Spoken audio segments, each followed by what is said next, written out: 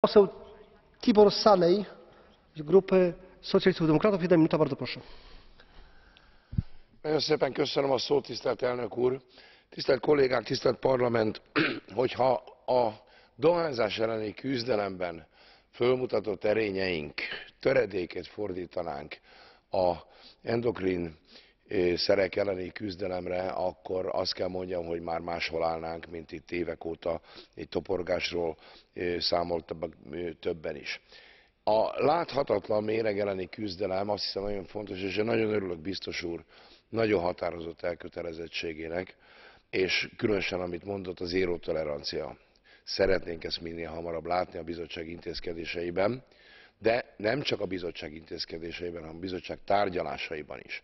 Nagyon nem szeretném, hogyha e téren a TTIP tárgyalások során Európa engedékeny lenne. Ott is zéró toleranciát kérek képviselni a bizottság részéről. Köszönöm szépen a lehetőséget.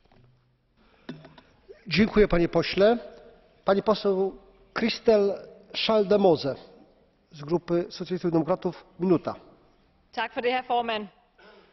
For hver dag EU-kommissionen tøver og undlader at gribe ind over for det kemikaos, der hersker, så koster det simpelthen på borgernes sundhed.